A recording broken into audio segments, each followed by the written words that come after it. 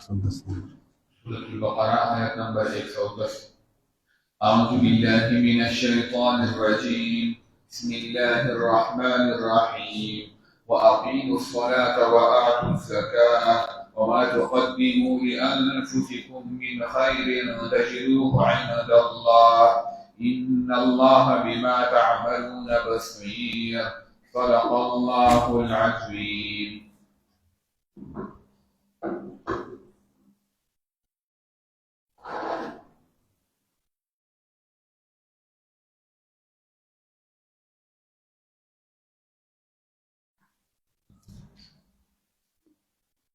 الحمد لله وحده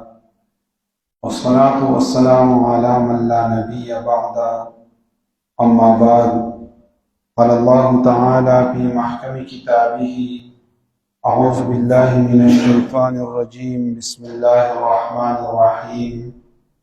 وأقيموا الصلاة وآتوا الزكاة وما تقدموا لأنفسكم من خير تجدوه عند الله إن الله بما تعملون بصير. هم الله تعالی د دین مخکې آیات کې وفرمایل چې کوم خلک ستاسو سره حسد کوي بغض ساتي چې یهودیان دي نو تاسو یو داسې وکړئ چې فاعفوا واصفحوا معافي ورته کوئ او مخ دې واړوئ. علماوو د دې نه مطلب دا دی چې یو دشمن داسې دی چې د هغه سره ته مقابله نشي کولی نو الله تعالی ته پرېږده او اعمال کوه الله تعالی دې په خپله باندې رسوا کړي. نو الله تعالی مؤمنانو ته فرمایي چې که دا یهود ستاسو سره بغض او حسد ساتي او په دغه ټایم کې الله تعالی د جهاد احکامات نه نازل کړي مؤمنانو ته الله تعالی وایي چې تاسو خپل اعمال کوئ او الله تعالی ته حواله کوي الله تعالی موږ سزا ورکړي. په دې وجه نبی علیه الصلاة والسلام ته یو دعا کوله اللهم إنا نجعلك في نحورهم ونعوذ بك من شرورهم. چې الله تعالی د کافرانو په مقابله کې تم ورسېل مکړی او یا الله تعالی ته ورسره پوه شي. پیغمبر علیه الصلاة والسلام به دا دعا کوله. دې آیات کې الله تعالی فرمایي چې د دې نه مخکې خو د کافرانو خلاف تاسو اعمال کول. اوس الله تعالی فرمایي خپل غم وکړئ د ځان لپاره عمل کوئ. نو الله فرمایي واقیموا الصلاة وآتوا الزکاة منځ قایم کوئ زکات ورکوئ ځکه وما تقدموا لأنفسکم من خیر تجدوه عند الله. تاسو چې سم اعمال کوئ نو د الله مخې ته به ومومئ الله تعالی به د دې بدله درکوي او ان الله بما تعملون بصیر. چې تاسو څه عمل کوئ الله تعالی په هغې لیدونکی دی نو که ښه دي او که بد دي الله به بدله درکوي. نو مؤمنانو ته الله تعالی فرمایي چې خپل ځان لپاره عمل کوئ ځکه یو ورځ روانه ده چې د الله مخې ته ودرېږئ او هغه اعمالو سزا بدله به الله تعالی درکوي. نو عمل کوئ اعمال کوئ. په دې آیات کې اعمالو ته ترغیب دی چې نیک اعمال کوئ من خیر. نو په نیکو اعمالو کې یو عمل منځ دی. الله تعالی فرمایي واقیموا الصلاة منځ قایم کړئ. علماوو چې ګوره الله تعالی په قرآن مجید کې داسې نه وایي چې منځ وکړئ بلکې منځ قایم کړئ. نو اقامت د منځ یو دا دی چې انسان د ارکانو سره د شرایطو سره په قلار منځ کوي. یو اقامت د منځه دا دی. خو ډېر علما وایي چې اقامت د منځه دا دی چې انسان یې د جمع سره کوي. واقیموا الصلاة منځ د جمع سره وکړئ ځکه د مؤمن شان دا دی چې دی به منځ کوي خو د جمع سره به کوي. د دې وجې نه حدیث کې پیغمبر علیه الصلاة والسلام فرمایلي دي چې د هغه انسان په اسلام کې د سره یې څه نشته چې څوک منځ نه کوي. او نبی علیه الصلاة والسلام څومره مهربان پیغمبر دی خو د هغې باوجود نبی علیه الصلاة والسلام فرمایي کوم خلک چې په کور کې منځ کوي بغیر د عذر نه لکه عذر دی عذر دا دی چې اوس دومره تیز باران دی چې انسان د کوره نشي راوتی یا د انسان چې دی نو خدای مکړه دشمني ده بدي ده یا مثلا انسان ته خطره ده بهر داسې یو حیوان دی چې انسان ته نقصان رسوي نو که بیا انسان په کور کې لمونځ وکړي نو خیر دی. خو نور نبی علیه السلام فرمایل چې څوک په کور کې بغیر د عذر نه لمونځ کوي نو زما زړه غواړي چې یو څو نوجوانان راغونډ کړم او لرګي راوړم او کوم خلک چې په دې کورونو کې لمونځ کوي چې صداقور واوسېږي. نبی علیه السلام د تاکید خبره کړې ده. یو صحابي نبی صلی الله علیه وسلم ته فرمایي د الله رسوله وزدي سي پستر کو باندې نه بنای ما او اکثر دې سوچینو کزه په دې کور کې مو څو خیر نبی صلی الله علیه وسلم وته یو ایزا کور کې مسکوا په شاهد سي روان شو نبی صلی الله علیه وسلم بیا وځو ته دا راو درځ او ته ولی وتا اذان اوري لکه د اذان جواب درسي د اذان आवाज درسي و او زما کور کومه نږدې چې حضرت بلال اذان کوي زما کور کومه کی وینا بیا د روز امنیش ته بیا راځي ورته معلومه شو چې نابینا هغه کوئی چې دیوال باندې سي بل چا ته وي خو راځي او موږ د رضان راځي جميله راځي نو سره د امت حال دا دی چې د جمع په ټیم کې جماعتونه هغه خالي خصوصا د سهار مسجدونو نوجوان طبقه غریبانان د سهار مسجد نه پیژني نو ولې چې لکه زموږ سره قدر نشته موږ د اعمالو فکر نشته الله تعالی فرمایي اعمال کوي واقعي الصلاه مستقیم وآتوا الزکات او زکات ورکړي نو زکات هم په دین اسلام کې یو لوی حکم دی پیغمبر اسلام والسلام فرمایي الزکات قنطره الاسلام دا زکات د اسلام د لپاره د څه لکه کل مطلب دا چې انسان یو علاقه ور پورې وزن چې کل نه نشي ور پورې وځي نو دا کشان ته کې جنت ته چې انسان سره د زکات ور کول دي انسان زکات ادا کوي دی په جنت ته ځي او یو حدیث کې پیغمبر اسلام هغه انسان ته خیره کړی دی چې نبی اسلام فرمایي دا موږ د سي کار د چاته باندې څه پیسې نه لګي وای تاسو یې کوي او چې څوک موږ کوي او زکات نه ورکوي نبی اسلام ته خیره کړی وای لا سهم له په اسلام په اسلام کې د انسان د سره یې سړي چې زکات نه ورکوي نو دینه معلومه شو چې زکات هم یو لوی رکن دی الله تعالی فرمایي واقیموا الصلاة وآتوا الزکاة مستقیم کوي زکات ورکوي یو زنانه نبی اسلام والسلام تراغله او یو وړي زنانه او هغه سره خپل لورم هغه بندي اچوي نبی اسلام والسلام ته وی تا د خپل بمو زکات ورکړي نو هغه غلي شو نبی اسلام ته کته زکات نه ورکړي نو د دې کلمو په ځای به د قیامت پورس الله نور باندې واشي که زکات نه ورکړي نو زکات دا لازمي شی دی چې انسان به خپل مال ورکړي نو ما تاسو حدیث ذکر کوم چې نبی اسلام فرمایي لا سهم له په اسلام اسلام کې څه نشته چې د کوم انسان په مال زکات نه ورکړي نو واقيموا الصلاة وآتوا الزکاة بیا الله تعالی فرمایي وما تقدموا لانفسكم من خير هغه څه چې تاسو مخکې لګئ د خپل ځان لپاره چې نیکی وي تجدوه عند الله د الله سره به وموندئ نو لمو دې ته کې الله تعالی فرمایي وما تقدموا چې سم مخکې لګئ که لږ وي که وړوکی عمل وي که ډېر عمل وي او د الله په دربار کې به د دې بنده تاسو ته خامخا ملوي د دې وجې نه عایشه صدیقه رضي الله تعالی عنها یو ځل یو خپل غلام له چې دی نو د انګور یو دانه ورکړه وایي دا ورشه دی ګاونډیانو له ورکړه صدقه ده نو هغه ورته ویې مور به یې وایي دا خو یو دانه ده نو په دې به څه وشي عایشه صدیقه رضي الله تعالی عنها ورته وفرمیل وایي دا ولې د زرې نه سیوا نه ده څه هغه ورته ولې نه ذره خو معمولي غوندې شی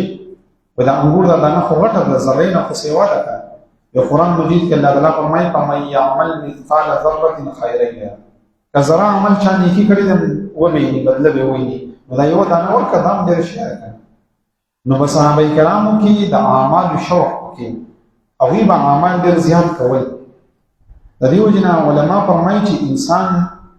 د نیکۍ د قبولیت لپاره شرط دا دی چې یو انسان کې ایمان وي دویم دا دی چې اخلاص سره به عمل کوي نو د الله په دربار کې قبول دی او دریم هم عمل قبول دی چې د سنت طریقه باندې چې د نبی علیه الصلاة والسلام د سنت طریقې نه خلاف وي نو د انسان ډېر اعمال کوي خو د الله په دربار کې قبول نه دی او علما وایي چې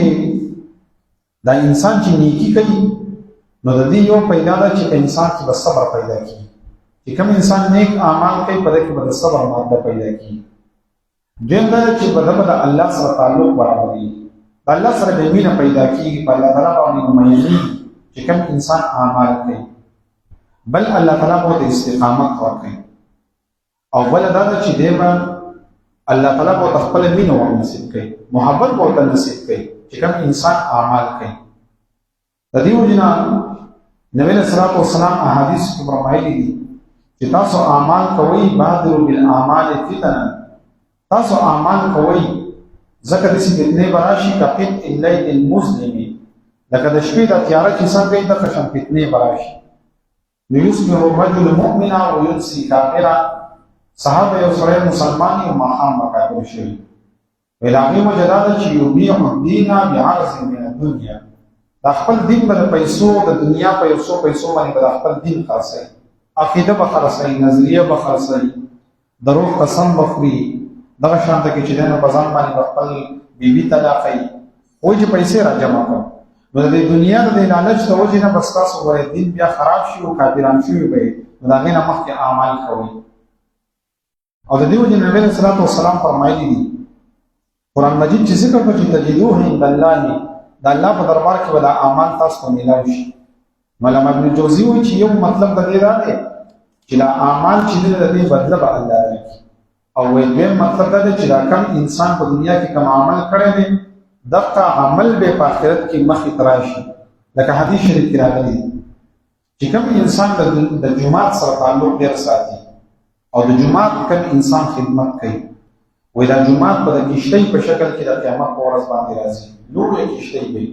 او د دې انسان لپاره به شفاعت کوي، سفارش کوي. نو ګوره عمل یې وکړو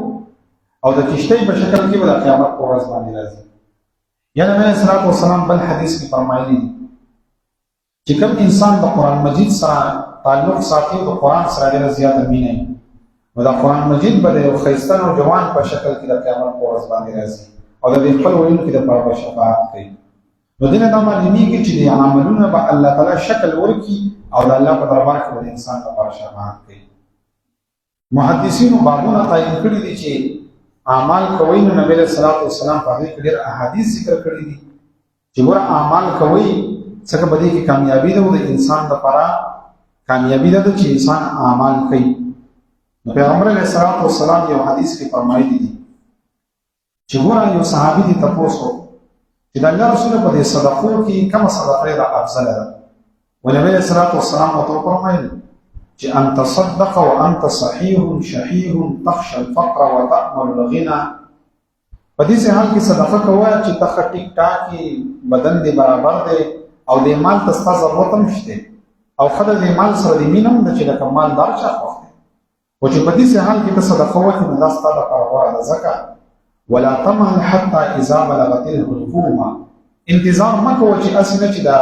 سا دې د دې مرۍ ته راورسېږي نو ته په دغه ټایم کې بیا وې چې لفلان کذا ولفلان کذا، دا مال د پلانکي شو، دا د پلانکي شو، وقد کان لفلان، او که ته اوس هم نه وې نو هغه د پلانکي دی، چې ته مړ شوي سته بیا د هغه دی که نه، نو د هغې نه مخکې اعمال وکړئ او اعمال پکار دي. حضرات صحابه کرام فرمایي وایي د احد دا جنگ چې کله و وایي په دې کې نظر ابن انس رضی الله تعالی عنه وایي دی ناست و وایي ده داسې کجورې خوړې نو دا حدیث ورته ویل شوی یا د قرآن مجید دا آیات چې ګوره اعمالو کې جلدي وکړئ، وایي هغې څه کې دا کجورې ګزاره کړئ چې ګوره د احد د دې میدان نه ماته د جنت بوی راځي، وایي ستا کجورې ګزاره کړئ په منډه باندې راغلو وایي په هغې کې بیا شهید شو. ګوره په اعمالو کې الله تعالی فرمایي اعمالو کې جلدي کوئ، تجدوه عند الله، د الله په دربار کې به وموندئ. دې وجې نه حدیث کې راغلي دي پیغمبر علیه السلام فرمایي بادروا بالاعمال سبعا، تاسو داسې وکړئ که نه چې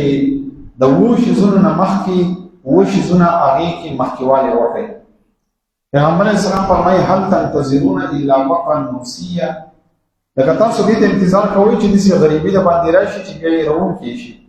مطلب چې انسان کله غریب شي که نه دا پیسې ورسره نه وي د خلکو نیز ته هیر شي، بیا رشته دار به دې هم بیا تپوس نه کوي، په غم ښادۍ کې به دې هم څوک دومره شرکت نه کوي ځکه پیسې به درسره دي. نو پیغمبر علیه السلام فرمایي انتظار مه کوئ ګورئ داسې غریبي در باندې راشي چې خلک به هیر کړي بیا، نو د هغې نه مخکې اعمال کوئ. او غنن مطبقه، یا داسې مالداري به در باندې راشي چې بیا به ورې سرکشه شئ، نو د بعضې مال انسان سرکشه کوي نو د هغې نه مخکې عملونه وکړئ. او مرضا مفسده، یا داسې بیماري به در باندې راشي چې عقل به دې خراب شي، مثلا داسې بیماري به در باندې راشي چې بیا به جومات ته راتلی نه شي، نو د هغې نه مخکې ورې اعمال کوه. او حرما مفنده، او یا ته داسې چل کړې چې داسې حالات به در باندې راشي چې خبرې به دې بلې وډې شي، بیا به خبرې هم صحیح نه شي کولی، نو د هغې نه مخکې اعمال کوه او موتن مجهزه یا ته انتظار کې چې لکه مرګ به راشي ناڅاپه نو مرګ په ناڅاپه راځي نو هغې ته انتظار کې د هغې نه مخکې اعمال کوه او الدجال فشر غائب ينتصر یا ته د دجال انتظار کې چې هغه به راشي نو د هغې نه مخکې اعمال کوه ځکه دا دجال یو داسې شر دی چې خلک انتظار کوي خو د هغې نه مخکې اعمال کوي او الساعة یا سکه د قیامت انتظار کوي ځه فالساعة ادهى وامر نو قیامت چې دی نو هغه ډېر زیات هغه سخت دی او ډېر زیات تریخ دی نو د هغې نه مخکې اعمال کوي نو دا احادیث مې د قرآن مجید په دې آیات په تفسیر کې وي چې ګوره وما تقدموا لانفسکم من خیر تجدوه عند الله څه چې تاسو مخکې لګئ نو د الله په دربار کې به وموندئ نو چې مرګ را روان دی قیامت را روان دی دجال را روان دی د مرض پته نه لګي د خبرې د ګډوډوالي پته نه لګي د هغې نه مخکې اعمال وکړئ ځکه تجدوه عند الله د الله تعالی په دربار کې به وموندئ ان الله بما تعملون بصیر الله تعالی چې کوم اعمال تاسو کوئ په هغې لیدونکی دی نو په اخلاص باندې عمل کوئ نو په دې آیات کې مؤمنانو ته د اعمالو ترغیب دی الله تعالی دې موږ ته د اعمالو توفیق نصیب واقیموا الصلاة او مونځ قایم کړئ وآتوا الزکاة او زکات ورکړئ وما تقدموا او هغه څه چې تاسو مخکې لګئ لانفسکم خپل ځانونو لپاره من خیر سنیکی تجدوه وبموندئ عند الله د الله تعالی په دربار کې ان الله بشک الله تعالی بما تعملون چې کوم عمل تاسو کوئ بصیر لیدونکی دی الحمد لله رب العالمين والعاقبة للمتقين الصلاة والسلام على رسوله محمد وعلى آله وأصحابه أجمعين اللهم أحسن عاقبتنا في الأمور كلها وأجرنا من خزي الدنيا وعذاب الآخرة ربنا تقبل منا إنك أنت السميع العليم وتب علينا يا مولانا إنك أنت التواب الرحيم ونو زموږ د درس ملګری د تولم والد صاحب نو پرون چېرته کېدلی نو دا خپې ماته شي دا اورېدلی دی سبا یې اپریشن هم دی وی دعا راته وکړئ الله تعالی کریم ذاته صحت کامله عاجله ورته نصیب کړي په حال باندې رحم وکړي دا اپریشن یې کامیاب کړي اللهم رب الناس اذهب الباس واشفيه انت الشافي لا شفاء الا شفاؤك شفاء لا يغادر سقما لا بأس طهور ان شاء الله برحمتك يا ارحم الراحمين